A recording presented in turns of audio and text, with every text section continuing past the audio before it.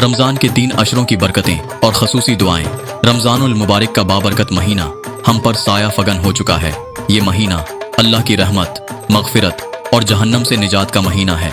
नबी करीम सल्लल्लाहु अलैहि वसल्लम ने रमज़ानुल मुबारक को 3 अशरों में तकसीम किया। पहला अशरा रहमत, दूसरा अशरा मग़फ़िरत, तीसरा अशरा जहन्नम से निजात। आज हम उन तीनों इशरों की बरकतों को समझेंगे और वो दुआएं सीखेंगे जो हमें इन दिनों में कसरत से मांगनी चाहिए। पहला अशरा रहमत का अशरा है। 1 से 10 रमज़ानुल मुबारक का पहला अशरा रहमत का अशरा है। ये वो दिन है जिनमें अल्लाह ताला अपनी बेपनाह रहमतों के दरवाजे खोल देता है। हर मुसलमान को चाहिए कि वो अल्लाह की रहमत तलब करे, ज़्यादा से ज़्यादा इबादत करे और अल्लाह के करीब हो जाए। खसूसी दुआ, अल्लाहुम्मा अरहमनी वरहम उम्मत मुहम्मदिन सल्लल्लाहु अलैहि वसल्लम, यानी ए अल्लाह मुझ पर और मोहम्मद सल्लल्लाहु अलैहि वसल्लम की उम्मत पर रहम फरमा। इस अशरे में ज़्यादा से ज़्यादा इस्तग़फ़ार करें, नरमी, मोहब्बत और सखावत को अपना शआर बनाएं, गुरबा और मसाकीन की मदद करें, क्योंकि अल्लाह की रहमत उन लोगों पर बरसती है जो दूसरों के लिए रहमत बनते हैं। दूसरा अशरा मग़फ़िरत का अशरा है। 11 से 20 रमज़ान ये अशरा मग़फ़िरत का अशरा है, यानी गुनाहों की माफ़ी के दिन। जो भी इन दिनों में सच्चे दिल से तौबा करता है, अल्लाह उसके तमाम गुनाह माफ़ फरमा देता है। खसूसी दुआ, अस्तग़फ़िरुल्लाह रब्बी मिन कुल्लि ज़ंबिन व अतूबु इलैह, यानी मैं अल्लाह से जो मेरा रब है अपने तमाम गुनाहों की माफ़ी मांगता हूँ और उसी की तरफ रजू करता हूँ।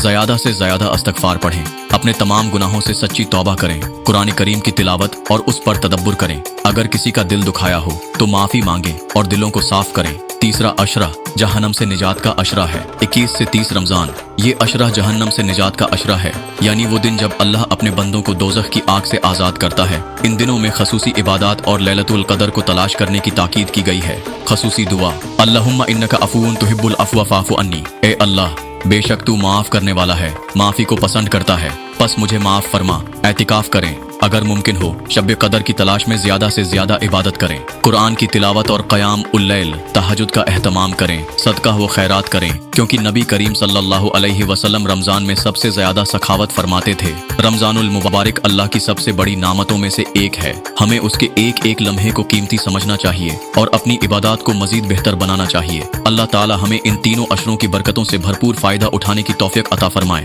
और हमारे गुनाहों को माफ़ करके हमें जहन्नम से आज़ादी अता करे।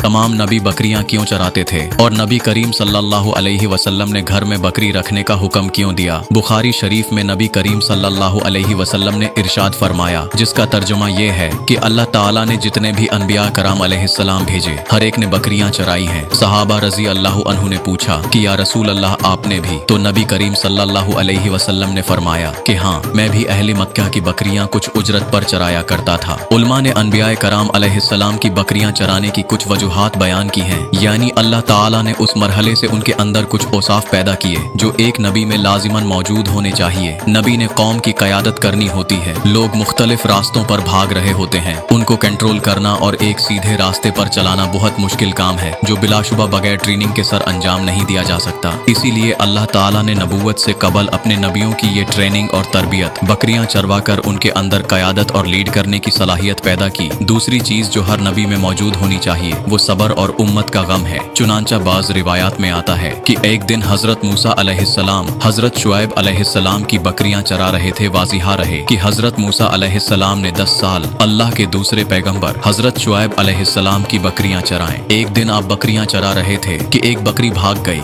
हजरत मूसा अलैहिस्सलाम उसको पकड़ने के लिए उसके पीछे भागे, मगर बकरी भागते हुए गायब हो गई। यहाँ तक कि हजरत मूसा अलैहिस्सलाम के पांव पर भागने की वजह से और उस बकरी को ढूंढने की वजह से आबले पड़ गए। बिलाखिर उन्होंने उस बकरी को पकड़ा तो बजाय बकरी को मारने के आंखों में आंसू आ गए और उस बकरी के सर पर दस्ते शफकत फेरते हुए अल्लाह के पैगंबर हजरत मूसा अलैहिस्सलाम ने इरशाद फरमाया, अगर तुझे मुझ पर रहम नहीं आया तो अपने आप पर ही रहम खाती। अगर तुझे मेरे पांव पर रहम नहीं आया तो कम अज कम अपने आप पर ही रहम खाती। अल्लाह ताला ने हजरत जिब्राइल अलैहिस्सलाम को हुक्म दिया कि नबूवत के लिए मूसा ही मौजू है, क्योंकि उम्मत का गम खाने और उनकी तरफ से तकलीफ को बर्दाश्त करने के लिए जिस हौसले और दिलो जिगर जिगर की जरूरत है वो मौसा में मौजूद है। आज सोशल साइंस के उन्वान से यूनिवर्सिटीज में पढ़ाया जाता है और मगरबी ममालिक यूरोप और अमेरिका के अक्सर लोग अपने बच्चों को पहले तरजीह के तौर पर सोशल साइंसेज ही पढ़ाते हैं ताकि हमारे बच्चे दुनिया की क़यादत कर सकें। और इसी सोशल साइंस को मद्देनजर रखते हुए अल्लाह ताला ने अनबिया कराम को बकरियां चराने का हुक्म दिया। इसी तरह हजरत याकूब अलैहिस्सलाम भी गलाबानी करते थे और उन्होंने अपनी औलाद यानी तमाम बेटों को भी गलाबानी पर लगाया। और हजरत यूसुफ अलैहिस्सलाम ने बचपन में अपने भाइयों के साथ गलाबानी की। जब भाइयों ने उनको कुनवे में डाला था उस वक्त भी वो बकरियां ही चरा रहे थे। इसी तरह तमाम अनबिया के बाद नबी करीम सल्लल्लाहु अलैहि वसल्लम तशरीफ लाए। आपने भी बकरियां चराने का और घर में बकरियां रखने का हुक्म दिया। एक हदीस में है आप सल्लल्लाहु अलैहि वसल्लम ने हजरत उम्मे हानी रजी अल्लाह अन्हा से फरमाया, ए उम्मे हानी घर में बकरियां और भेड़ें रखो, ये बाइस बरकत हैं। बकरी घर में रखने की बरकत नबी करीम सल्लल्लाहु अलैहि वसल्लम की हदीस से साबित है। इसके अलावा भी बकरी इंतहाई खूबसूरत और इंतहाई नफा बख्श जानवर है जिसके 2 या 3 बच्चे पैदा होते हैं और ये इंसान को इंतहाई नफा पहुंचाती है। आप सल्लल्लाहु अलैहि वसल्लम ने बकरियों से मोहब्बत की